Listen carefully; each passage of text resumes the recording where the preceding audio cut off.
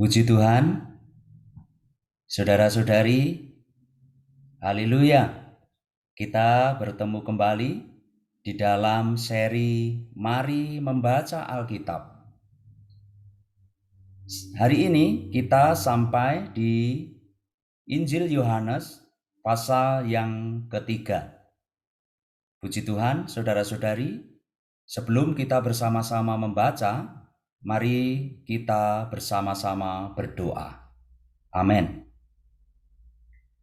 Tuhan Yesus, oh Tuhan Yesus, terpujilah namamu ya Tuhan, namamu yang kembali membawa kami bersama-sama dapat datang kepadamu. Kami datang di dalam namamu, kami datang sebagai anak-anakmu yang rindu akan perkataan-perkataanmu. Tuhan, bukalah telinga kami, dan kami juga membuka pendengaran kami terhadap segala perkataan-Mu, menjadi wahyu, menjadi terang yang menuntun kami kepada diri-Mu sendiri, untuk kami semakin mengenal Dikau ya Tuhan, mengalami dan mengenal perkataan-perkataan-Mu lebih dalam lagi.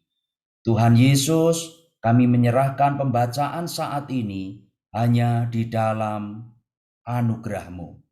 Di dalam nama-Mu yang berkuasa, kami sudah berdoa. Amin. Baik, saudara-saudari, puji Tuhan, kita akan membaca Injil Yohanes pasal yang ketiga. Amin. Ada seorang Farisi yang bernama Nikodemus, seorang pemimpin agama Yahudi. Poin B, kelahiran kembali di dalam roh manusia oleh roh Allah. Ia datang pada waktu malam kepada Yesus dan berkata, "Rabi, kami tahu bahwa engkau datang sebagai guru yang diutus Allah. Sebab tidak ada seorang pun yang dapat mengadakan tanda-tanda yang engkau adakan itu, jika Allah tidak menyertainya."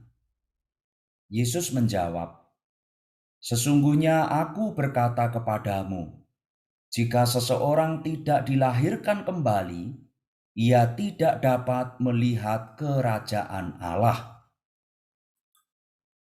Kata Nikodemus kepadanya, "Bagaimana mungkin seseorang dilahirkan kalau ia sudah tua? Dapatkah ia masuk kembali ke dalam rahim ibunya dan dilahirkan lagi?"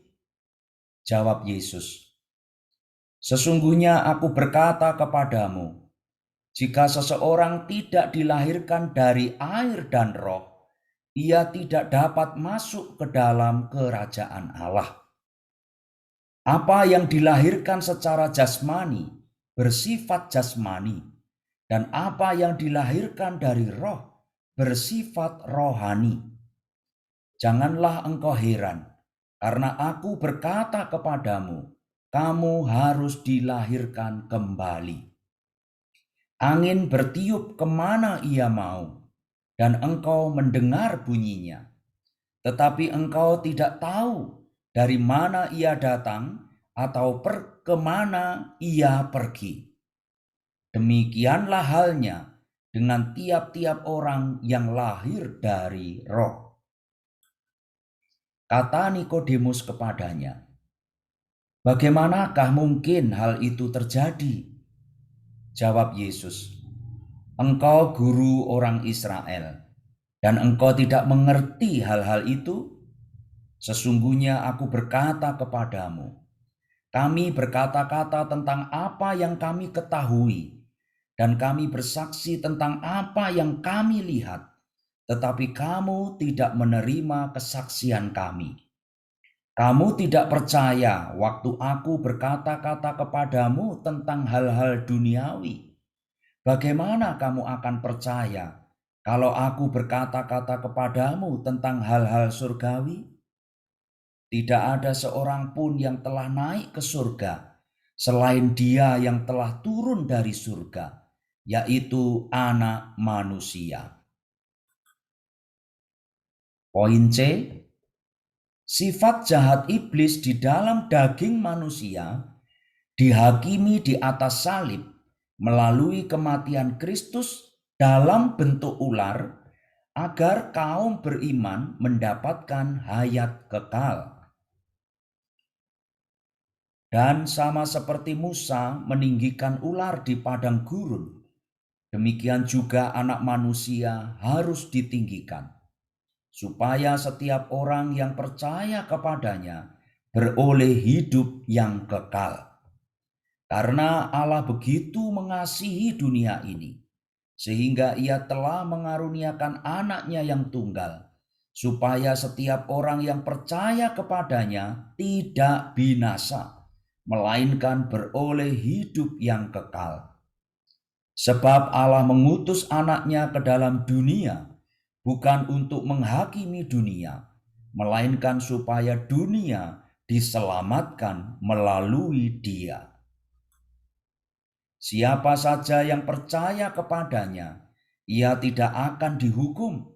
Siapa saja yang tidak percaya, ia telah berada di bawah hukuman. Sebab ia tidak percaya dalam nama Anak Tunggal Allah. Inilah hukuman itu.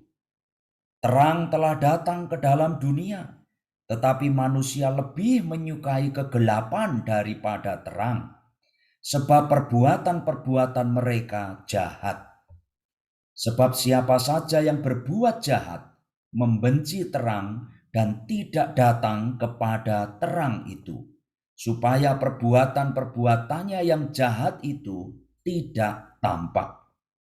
Tetapi siapa saja yang melakukan yang benar, ia datang kepada terang, supaya menjadi nyata bahwa perbuatan-perbuatannya dilakukan di dalam Allah. Poin D, orang-orang yang dilahirkan kembali menjadi mempelai perempuan Kristus sebagai perkembangbiakannya. Sesudah itu Yesus pergi dengan murid-muridnya ke tanah Yudea, dan Ia tinggal di sana bersama-sama mereka dan membaptis. Akan tetapi Yohanes pun membaptis juga di Ainon dekat Salim, sebab di situ banyak air. Orang-orang datang ke situ untuk dibaptis. Sebab pada waktu itu Yohanes belum dimasukkan ke dalam penjara. Lalu timbullah perselisihan di antara murid-murid Yohanes dengan seorang Yahudi tentang penyucian.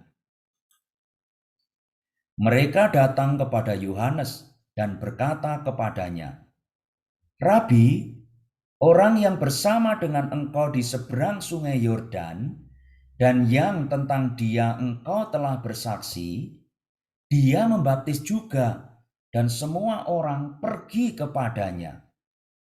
Jawab Yohanes, "Tidak ada seorang pun yang dapat mengambil sesuatu bagi dirinya, kalau tidak dikaruniakan kepadanya dari surga.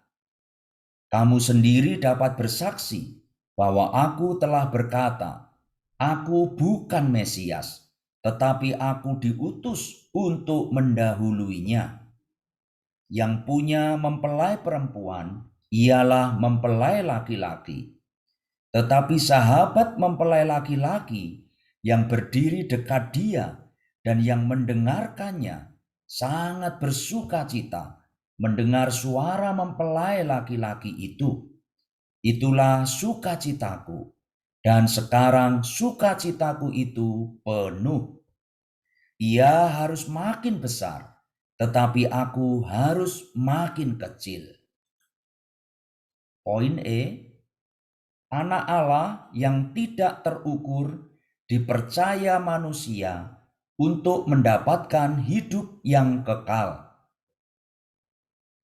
Siapa yang datang dari atas adalah di atas semuanya. Siapa yang berasal dari bumi adalah dari bumi dan berkata-kata tentang hal-hal di bumi. Siapa yang datang dari surga adalah di atas semuanya. Ia bersaksi tentang apa yang dilihatnya dan yang didengarnya, tetapi tidak seorang pun yang menerima kesaksiannya itu. Siapa yang menerima kesaksiannya itu, ia mengaku bahwa Allah adalah benar. Sebab siapa yang diutus Allah, dialah yang menyampaikan firman Allah, karena Allah mengaruniakan rohnya dengan tidak terbatas. Bapa mengasihi anak dan telah menyerahkan segala sesuatu kepadanya. Siapa saja yang percaya kepada anak, ia beroleh hidup yang kekal. Tetapi siapa saja yang tidak taat kepada anak, ia tidak akan melihat hidup, melainkan murka Allah tetap tinggal di atasnya. Amin. Puji Tuhan. Kita telah menyelesaikan pembacaan kita, saudara-saudari, dan kita akan berjumpa lagi di dalam pembacaan kita berikutnya. Tuhan Yesus memberkati saudara-saudari semua. Tetaplah bersukacita dan kita akan bertemu kembali dalam pembacaan berikutnya. Haleluya. Amin. Puji Tuhan.